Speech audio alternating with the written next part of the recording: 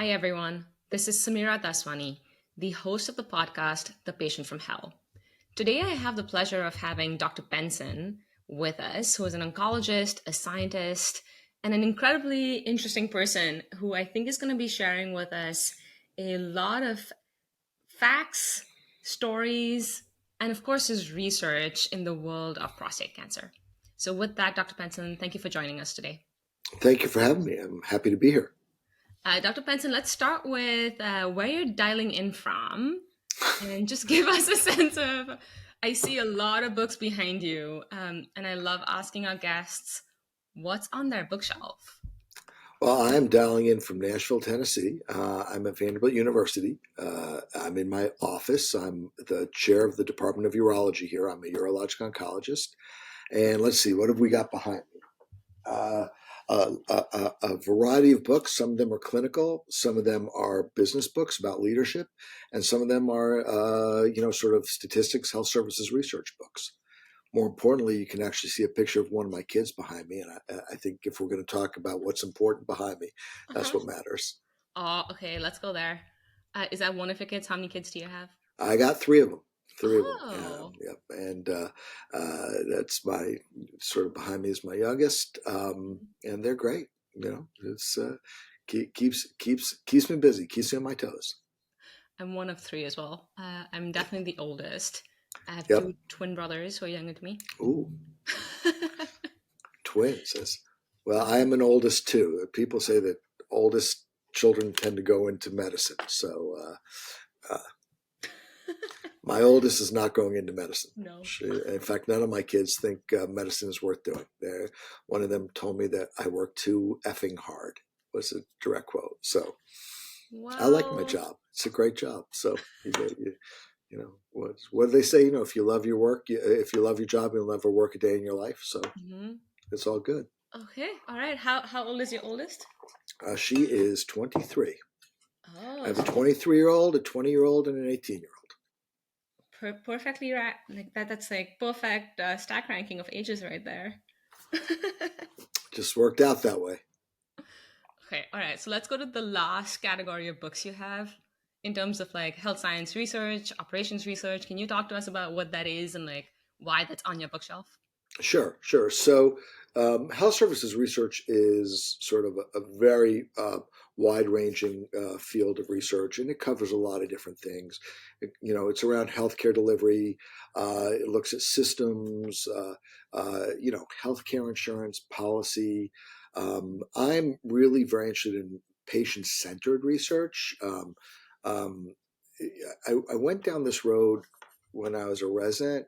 I was working in a lab and killing a lot of rats, and doing basic science, and having nightmares of that because and I'll be frank with you, I didn't feel like what I was doing was making any difference to people who had diseases. It didn't, and wasn't, or healthy people. I felt like it was a bit removed.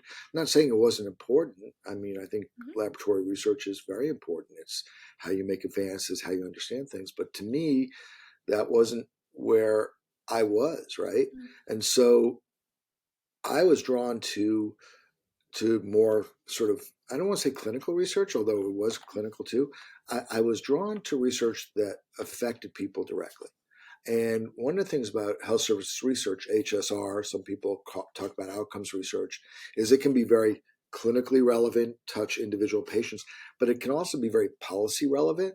And I kind of felt like if I could do research that informed healthcare policy and change something that, say, Medicare was doing, Yeah. instead of, finding a drug that helped, one patient at a time, I was going to get a bit of information that would help literally millions of people. And so that's kind of what drew me to it. And like I said, health services research is kind of a gamish. It encompasses a lot of different areas. I've really focused on sort of, patient-centered outcomes research and comparative effectiveness. Yeah. But that's just one element of it. I mean, the financial piece of it, cost of care and cost effectiveness really appeals to me. Um, we're looking at other outcomes that are not traditional outcomes. I've always been interested in health-related quality of life. but now we're talking a lot about financial toxicity, which I think is really underappreciated in the United States and is, you know, almost as bad as cured of the disease, but now you're in debt for 10 years. It's almost as bad. So that's kind of, the field goes in a lot of different directions, qualitative research, but that's the area I liked about it. Dr. Penson, there was one thing you mentioned that I'd love for us to provide a bit of a definition around, which is comparative effectiveness. Sure. So can you Sure. talk a little bit about what that means? Yeah. So, comparative effectiveness research it's been around forever. People have different names for it, but it's basically you're comparing the effectiveness of various interventions for a condition. I've been focused in prostate cancer, so a lot of what I'm focused on is comparing the effectiveness of surgery and radiation, and for that matter, active surveillance uh, uh, in outcomes in prostate cancer. And a lot of people will make the jump to think, okay, well, you're studying cancer, right? And so, ergo, you got to be looking at survival, and that's an outcome we look at. Don't get me wrong, but it's only one outcome, and for a lot of patients, it may not be the most important outcome, or it may be equally important, or there may be other outcomes which are equally important. So, and I think it's important because we don't have a lot of comparative effectiveness research in certainly in prostate cancer. We think we do, but in the end, what we have is we have a lot of studies looking at a single study, a single intervention, and outcomes following that, and then we're looking at this group of patients and that group of patients, and try instead of comparing in the same group of patients, which is really what comparative effectiveness research is. Got it. Can I share something? And I'd love for you to sort of correct me, edit it, modify it. Sure. The one thing that I've been finding fascinating about prostate cancer vis-a-vis breast cancer, so I'm a breast cancer survivor, AYA, so adolescent young adult. What I found in breast cancer is there is a decent amount of A versus B. Right? Like if you compare the outcome for just surgery versus surgery plus radiation, there is actual data on overall survival and on health related quality of life, so just overall quality of life. And your overall survival is disease free survival, overall survival, local recurrence, metastatic. There's actually a decent amount of data, and what I've been finding is as a patient it's actually very hard to understand the data, to interpret the data, and then make a decision. What's been surprising to me for prostate cancer is I'm of course I'm not a patient. This is completely outside in, but it's been surprising to me that when you look at A versus B in prostate cancer, there doesn't seem to be an equivalent depth or body of work that supports that A versus B. Is that a fair assessment of kind of where we are today? Oh yeah, yeah. And let's talk about why that is. People are always comparing prostate cancer to breast cancer. Um, no, it's a reasonable comparison. Breast cancer tends to affect women. There's a small amount of men who get it. Prostate cancer only affects men, so it's a gender-specific cancer. They're both hormonally sensitive. Breast has glandular tissue, prostate has glandular. Like people love to make that analogy, and there are some real analogies there. BRCA2 in breast, BRCA2 in prostate. But there are some real differences. And I think it's an oversimplification to just put them together, although people like to. That being said, people then will say, well, how can we have so much more data in breast cancer than we do in prostate cancer? And my response to that is it's not that we have so much more data in breast cancer and prostate cancer. It's that we have so much more high quality data in breast cancer than prostate cancer.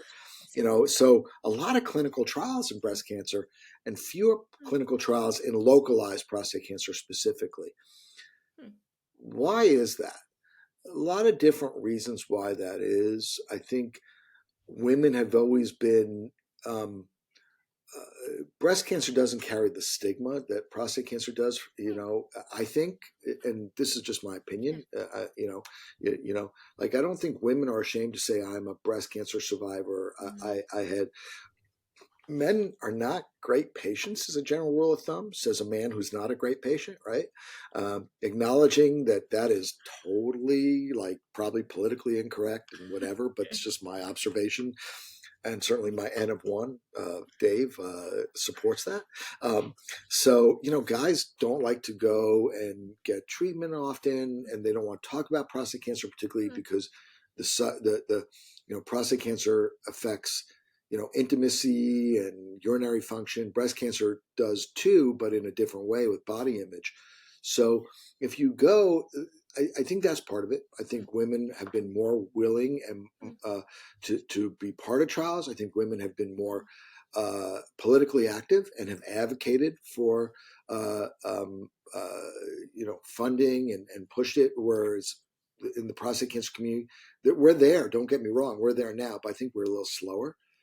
I'm sure I'll get a call from someone from one of the prostate cancer groups yelling at me, but we're there now, I swear. Okay, but but the other thing that's really important to recognize is you in the breast cancer world, you have all those great trials that Bernie Fisher ran all those years ago, and we can talk.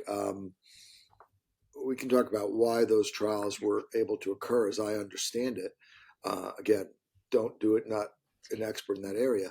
Where now in doing prostate cancer trials, it's very hard to recruit men to trials for localized disease. There's one big trial from the UK, but the culture is different in the UK, and they can do it through the National Health Service.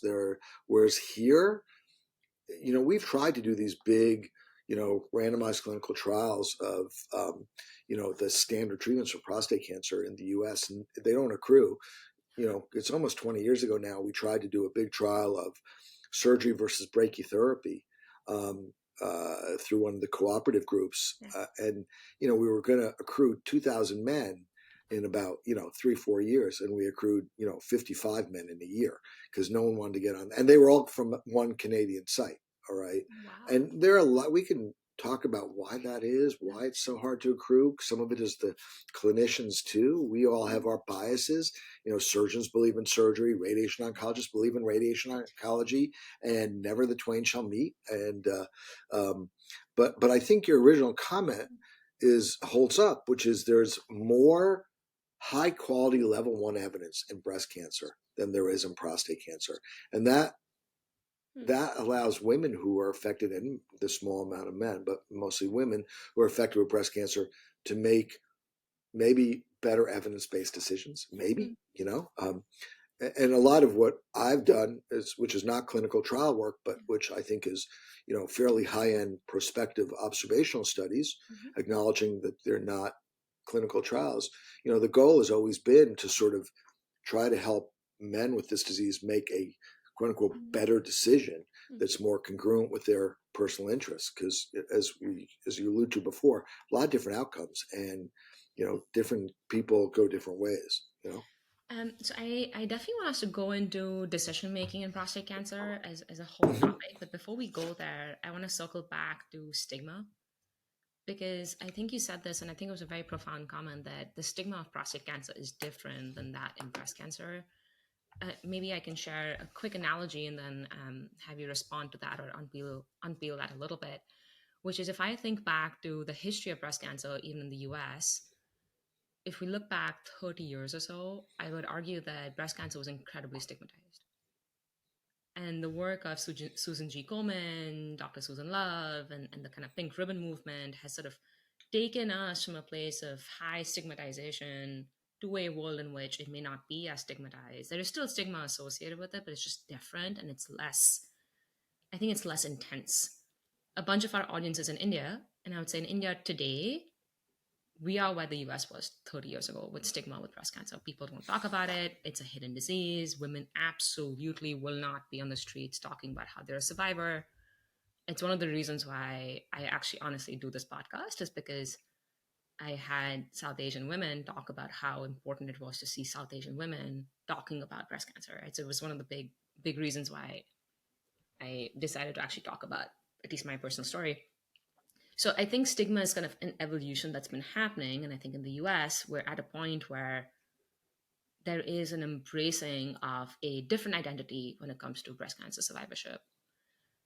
I'd love to sort of hear you talk a little bit about kind of prostate cancer and where we are with that trajectory and where you see us going with that, because um, I'd imagine it's a similar evolution that's been happening.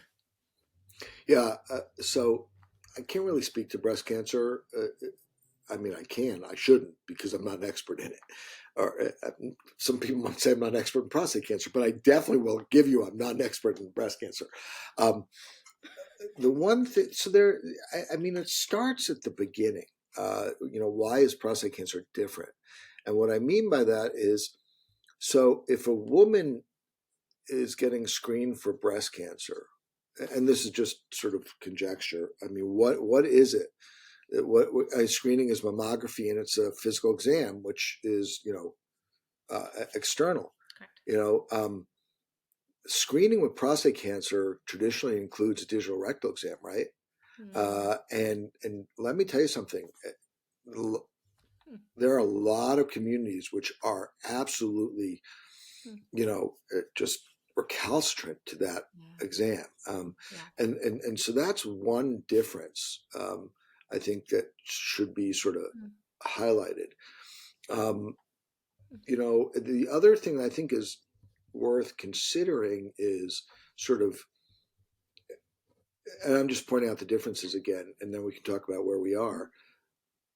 Um, I think when women get breast cancer, it definitely affects body image and it affects intimacy, right? Yes. No two ways about it. But prostate cancer does that and then some, right? Because men, what are the side effects of treatment for prostate cancer, right? Erectile dysfunction. No one would even discuss erectile dysfunction in, Mm. before 1997, when Viagra came along, right? I mean, it was just not something that was Yeah. discussed. And so I Mm. think that has always been one of the things that has kind of put men off Mm. because it's around and same with breast cancer with breasts and femininity, but with men it's a masculinity thing, right? Um, and the other side effects treatment around urinary function, et cetera, so forth. Um, so I think that's you're sort of not starting in exactly the same place. Again, See. people want to make that sort of analogy, and I'm not sure it's entirely fair. Mm. That being said, where are we now? I think that the prostate cancer community has come a long way, and I think culture in general has come a long way about prostate cancer. Um, Again, the first piece is sexual dysfunction.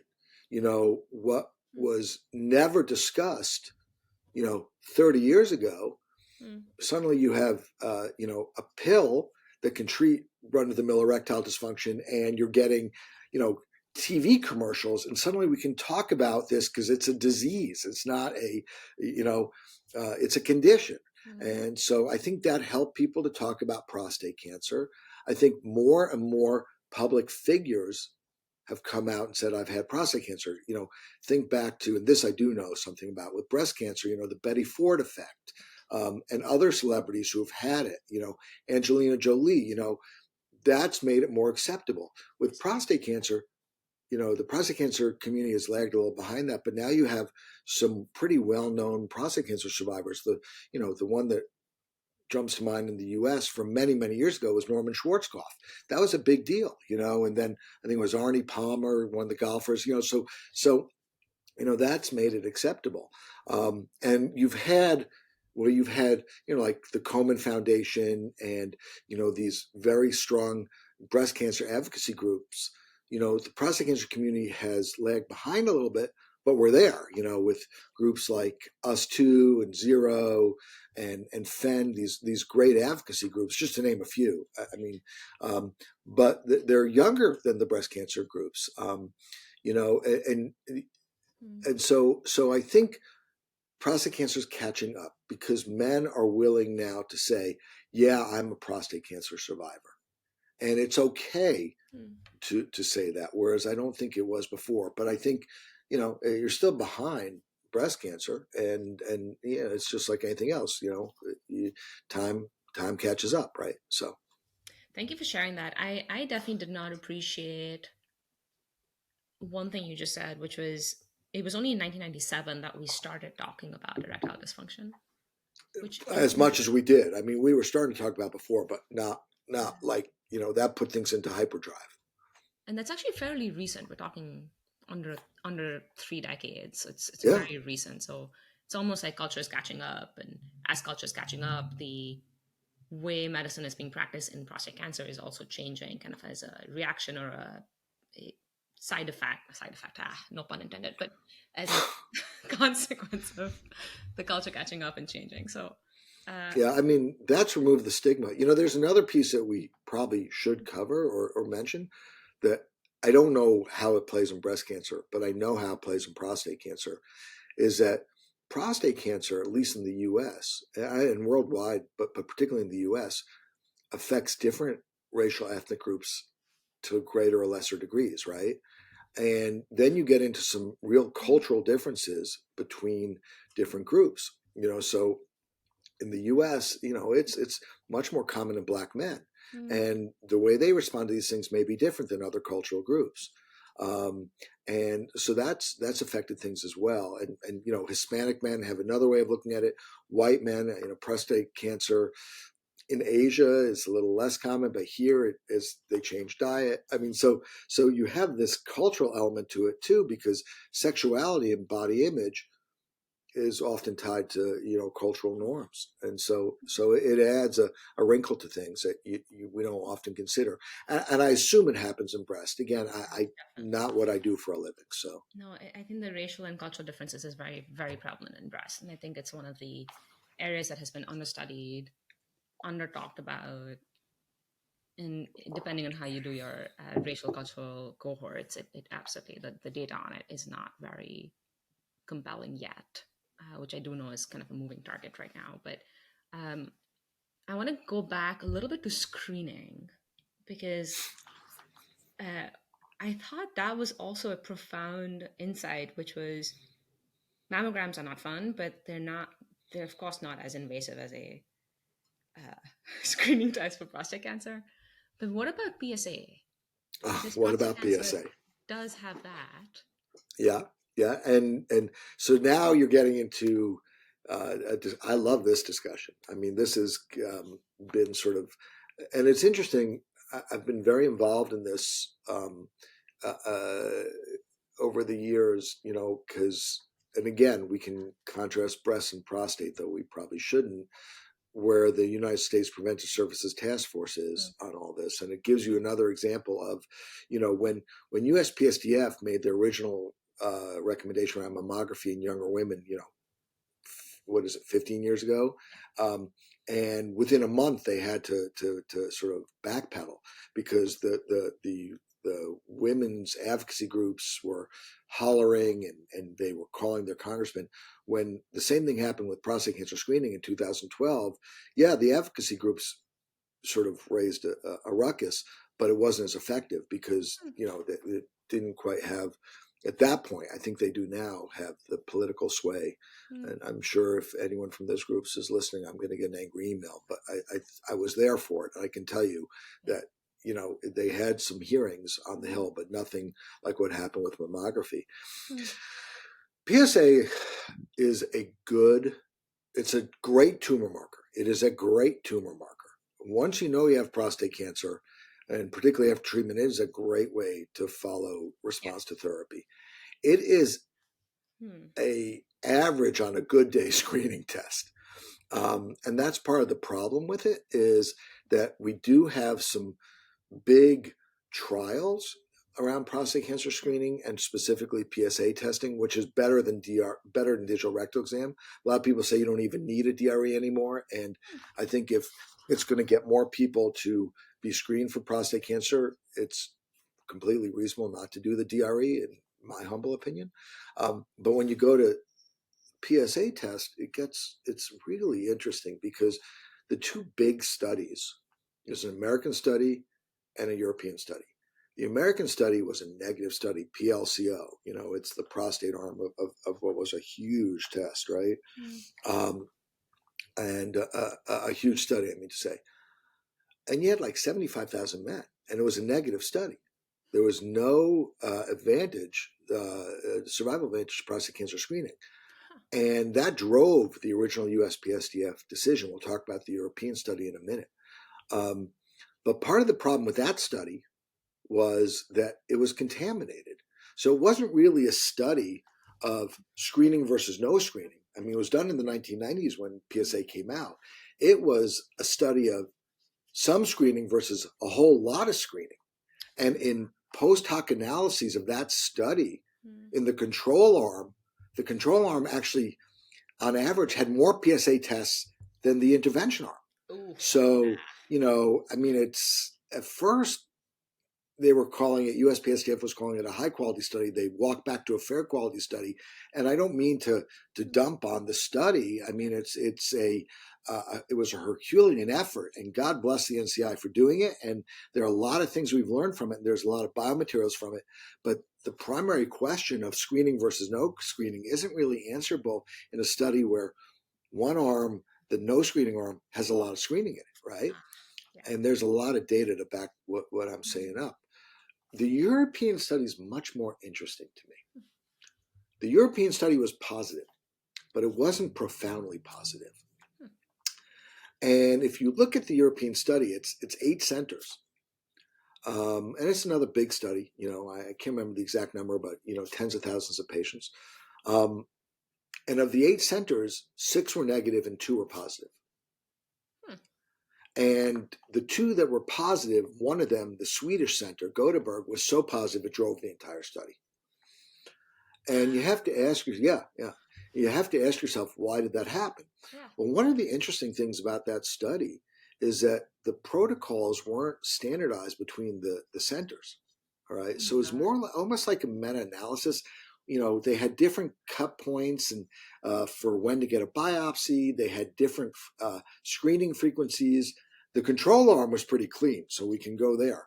And to me, what that showed me was you had 2 groups. Rotterdam was positive, but not profoundly so. Gothenburg was profoundly positive. And the remaining 6 sites, Spain, I forget the Germany, I think there was I don't remember which centers it was, where the centers were negative. So what that tells me is it's not just about, PSA is going to behave differently depending on how you use it and how often you do it, and your pre-test probability of having prostate cancer. So in other words, that PSA test may be of greater value to, say, a man with a strong family history of prostate cancer who has a much greater pre-test probability than someone who has, no reason to have increased risk. So it gets into the nuances. The USPSTF, to their great credit, recognized that, giving it a D in 2012 was probably too much. There's certainly not enough there to support an A or a B. And when I say things like that, my urology colleagues get very angry at me, but the data are the data, right? But the C, which is discuss the pros and cons of screening with the patient and make an informed decision, is reasonable. Hard to do that because it's not a simple, here are the pros, here are the cons, let's move on with it. And most guys just say, just do the darn blood test. But the problem with PSA screening in and of itself is there are a lot of false positives. Yeah. And there are not an insignificant number of false negatives. So yeah, you're going to find more prostate cancer if you get a PSA test, but it's imperfect. And, you get a false positive, you're going down an ugly road with regard to, no one wants to have a prostate biopsy. It's got some side effects. And certainly, and things have changed a little bit, but certainly when USPSTF first looked at it in 2012, there was a lot of overtreatment of prostate cancer. Guys with low-grade disease were getting, radiation therapy and getting interventions, which they may not have been getting any cancer benefit from, but they sure were getting some side effects. Yeah. Now the math has sort of changed. And in the era of active surveillance, I think it makes screening more favorable. But the fact of the matter is it's still really nuanced, and PSA testing is imperfect. And there are other adjunct tests now. There are things like prostate MRI, there are other biomarkers, But in the end, the first step is usually a PSA test. And I think it's nuanced. And the AUA, which is the American Urological Association, which is my professional society, just came out with new recommendations around screening and does say discuss screening, doesn't say everyone should be screened. They've sort of started talking about maybe getting a PSA test in your mid 40s, because there's a pretty good literature that a baseline PSA test will establish your pre-test probability of clinically significant prostate cancer in your lifetime. But the other thing that they mention is they basically say we should probably not be doing annual screening with PSA testing, probably biannual every other year. Because less may be more here. I can tell you personally, I'm going to overshare here. I'm 58. My father and my grandfather lived a long time. Both had benign prostate disease, so both had procedures that they did not have prostate cancer. When I was turned 50, my PSA was 0.4. I was like, okay, I have a very low risk of prostate cancer. I'm not going to check this again for 3 to 5 years. I checked it again at 55. It was 0.4. And I did check it again because I'm an old man. I'm starting to wake up at night to pee. So it's no longer a screening test then it's a symptom test. But had I been asymptomatic, I wouldn't have checked it again until I was 60. And I probably at some point would just have said, stop, because there's some, modeling studies that say, if your PSA is below 1 at age 60, you may not need to check it again. So I mean, there's real nuance here, real nuance. Thank you so much for sharing that. And I don't think it's too much information. Trust me. We've gone into all sorts of areas on this podcast that is, so not TMI. What's fascinating to me is that in an area, the way you're describing the nuance, it's actually very hard to standardize it across a population. It really is. Because in that, you really are relying heavily on the clinician's interpretation of the data. And that's not a bad thing.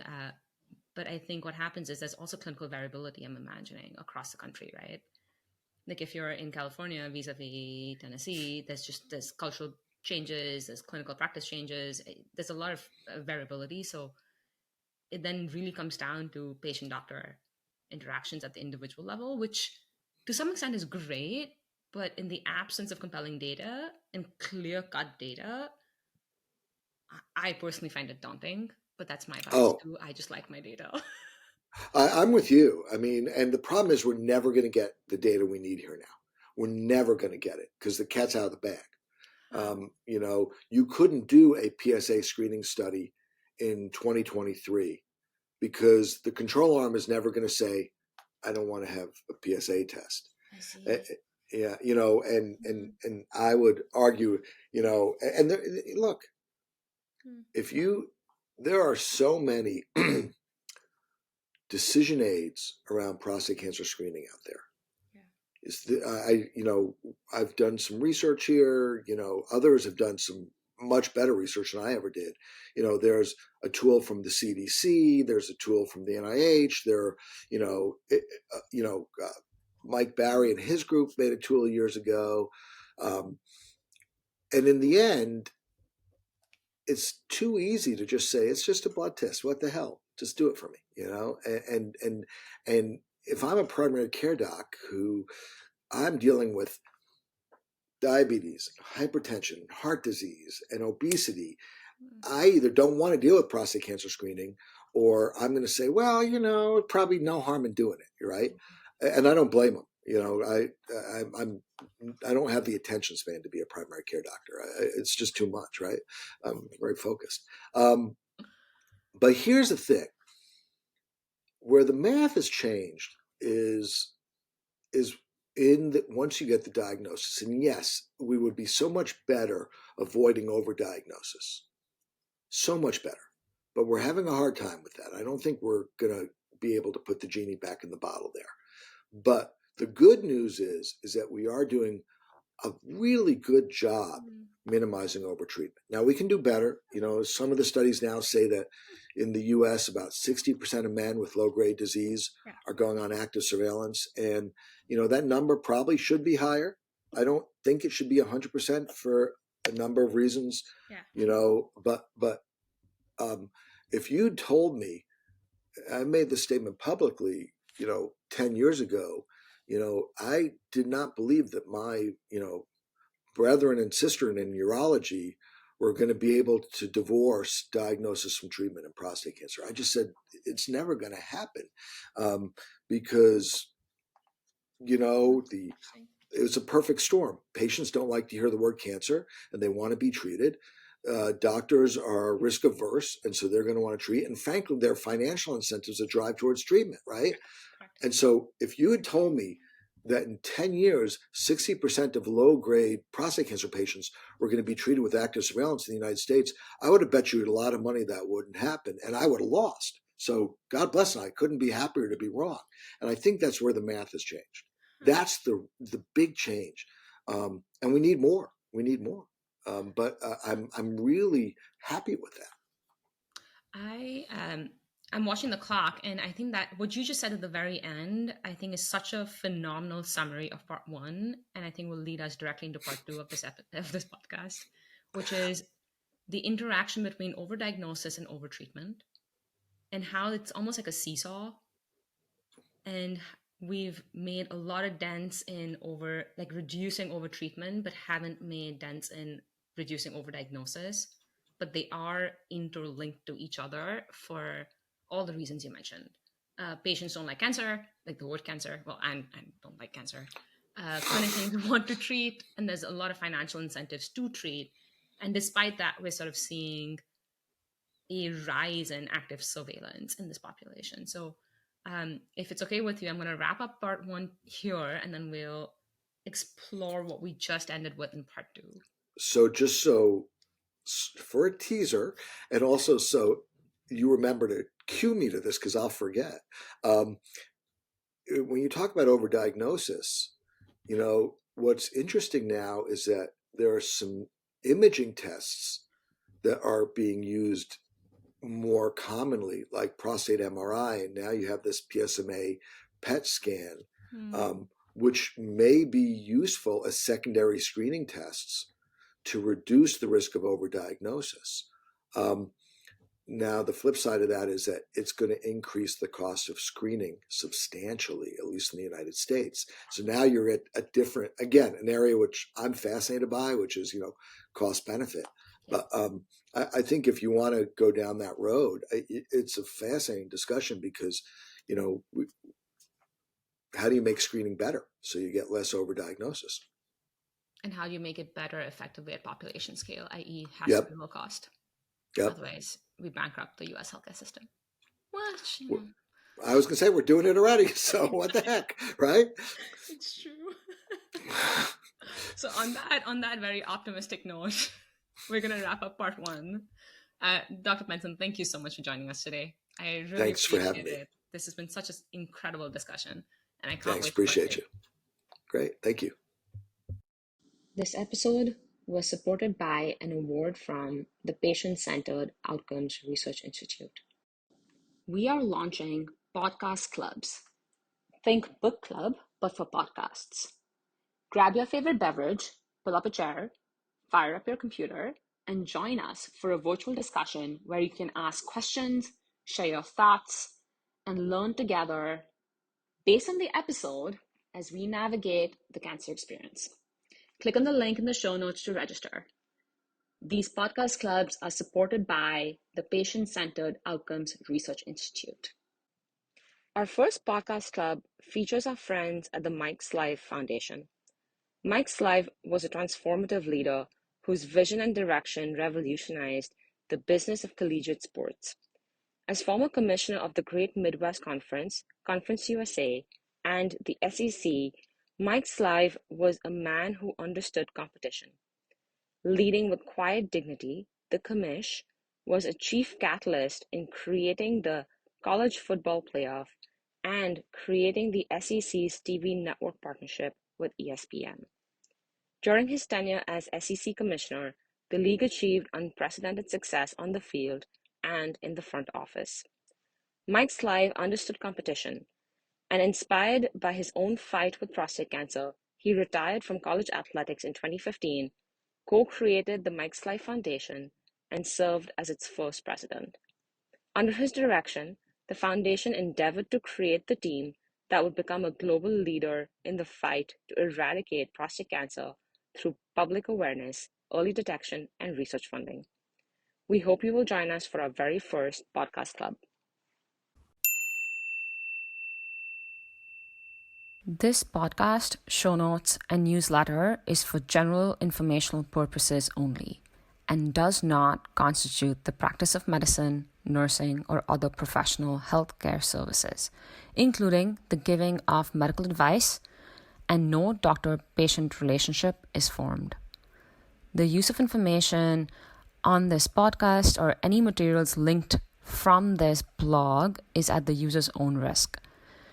The content here is not intended to be a substitute for professional medical advice, diagnosis, or treatment. Users should not disregard or delay in obtaining medical advice for any medical condition they may have and should seek the assistance of their healthcare professionals for any such conditions.